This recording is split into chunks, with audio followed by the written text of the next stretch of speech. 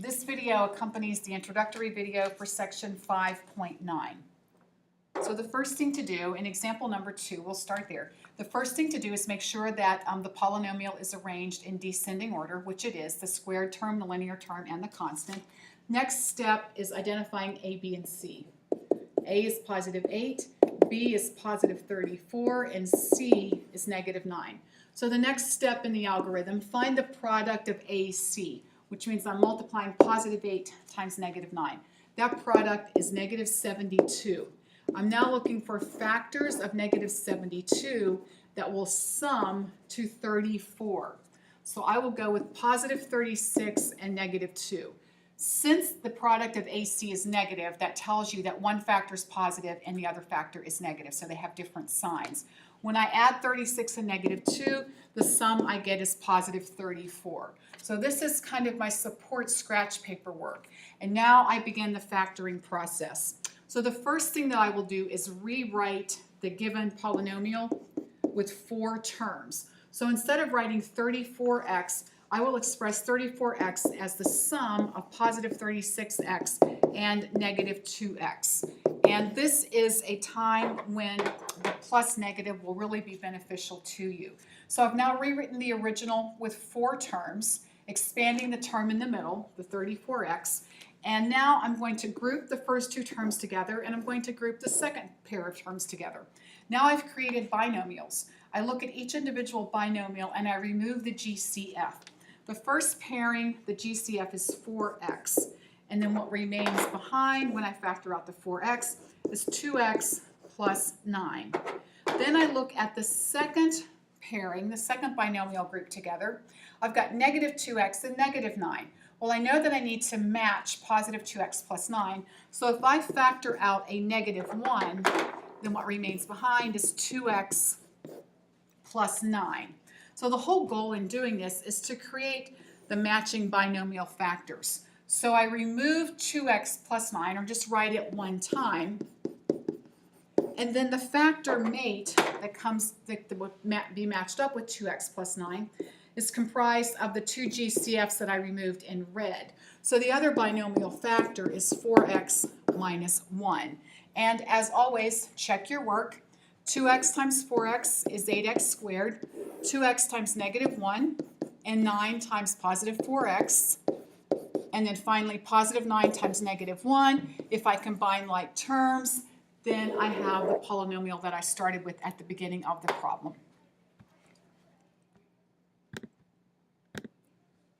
Moving on to number 3, let's identify A, B, and C first. It is already arranged in descending order. A is positive 6, B is negative 1, and C is negative 12. So the first thing I need to do is find the product of AC. Positive 6 times negative 12 is negative 72. I need factors of negative 72 that sum to negative 1 or differ by just one number. Since 72 is negative, that tells me that one factor is positive and the other factor is negative. So I'm going to choose negative 9 and positive 8. When I multiply those 2 numbers, I get negative 72, and when I add those 2 numbers together, I get negative 1. Now I begin my factoring process. I rewrite the original, replacing negative x with negative 9x plus 8x, and then simply just copying the other terms. Now it's time for factor by grouping. So I create a pair of binomials by placing parentheses around the terms in the order that they're given. I analyze each binomial that I've created and I remove the GCF. So the first pairing, their GCF is 3x, and then what would remain inside parentheses is 2x minus 3. The second pairing, if I remove 4, then what remains in parentheses is 2x minus 3.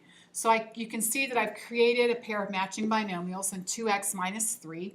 If you haven't done this in your step, or if you don't get this, then you need to go back and rework the problem. If you cannot create a pair of matching binomial factors here, go back and start over again. So my first binomial factor is 2x minus 3. And then the mate factor that comes along is comprised of the 2 GCFs that I factored out.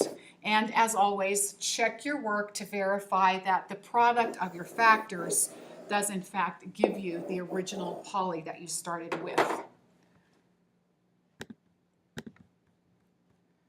And let's do one more on the video. Let's do number 4 on the video, and we will do number 5 together in class. Number 4, it's in descending order, identifying A, B, and C.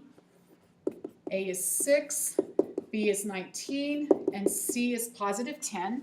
So the product of AC, 6 times 10 is 60. I need factors of 60 that sum to 19.